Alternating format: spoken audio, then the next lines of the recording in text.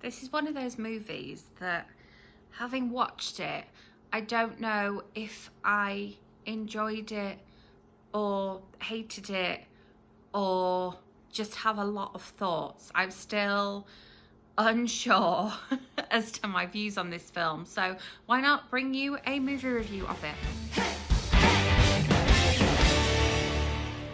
Welcome back, or if you are new here, welcome. My name is Katrina and I make bookish content here on this channel at least twice a week, and then movie reviews or booked movie content here at the weekend.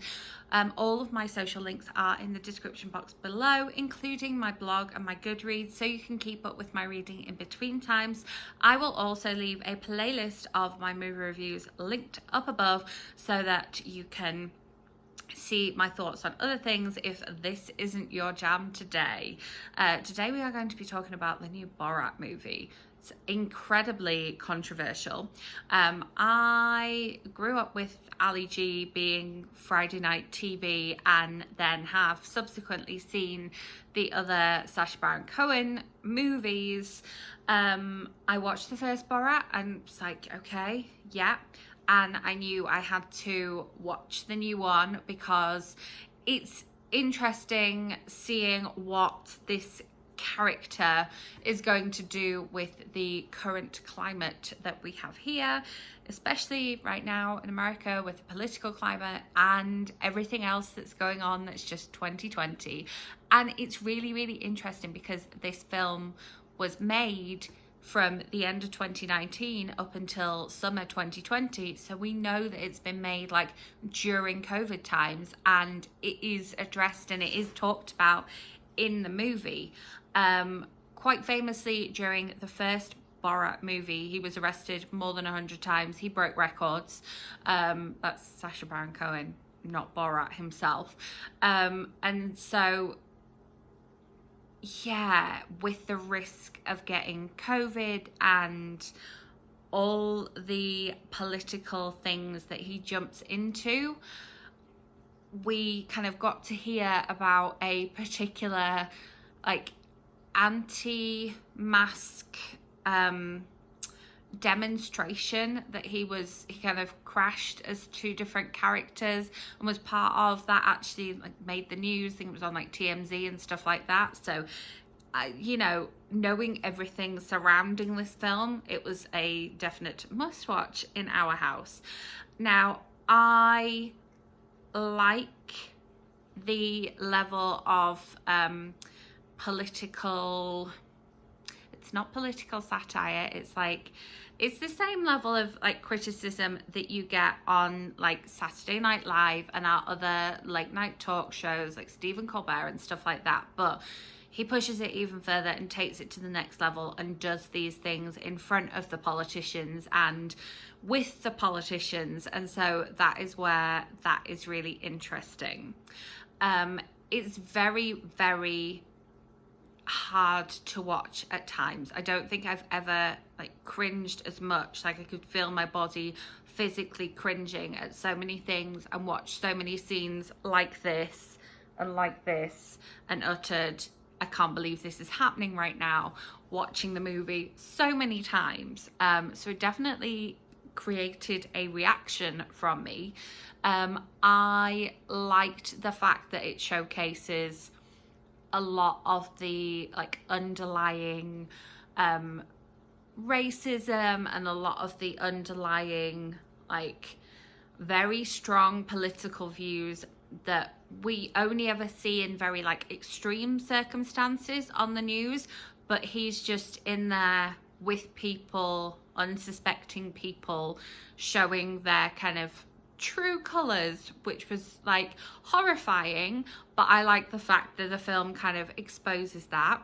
Of course, we have the whole controversial scene with Rudy Giuliani, which I'm not going to go into because it's been on the news, and you know, if you search it yourselves you'll find out what it is. But that was one of those scenes that I watched going, no, oh no, I can't believe that this is actually caught on camera and this is real. Yeah, I like the fact that in this film, it's not just Borat that comes to America, but Borat and his daughter, who wants to also be an investigative journalist. I like that, like, story arc, like the fact that she came with him and she gets a bit of a like glow up, and we meet an influencer who is particularly, I can't remember what the name is now, but she, you know, searches out relationships with older men who buy her things, and she teaches Borat's daughter how to do this.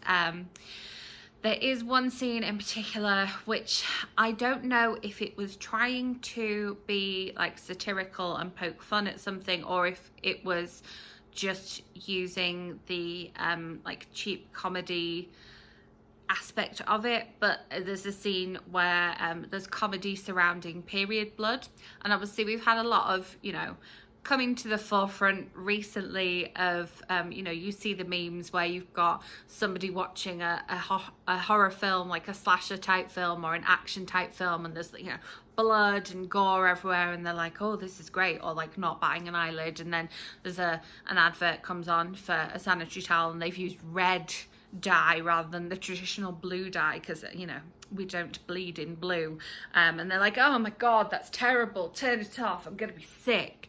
And so yeah, there's a scene with period humor, and I'm like, is it trying to actually do period humor, or is it trying to show the fact that these people, these young people, and these, you know, fancy people in the room being disgusted by this are disgusted by that more than they are the, you know, Call of Duty video games that they were playing at home right before coming out here. Not sure what it was trying to do, so I'm like, that scene kind of sticks in my head, because if they were just using like the blood as the humor, I'm not okay with it, but if they were like poking fun at that, then I am okay with it. I don't know, it wasn't entirely clear, but yeah, it is very politically incorrect. It is very, very controversial, but it is definitely something that has to be kind of seen to be believed.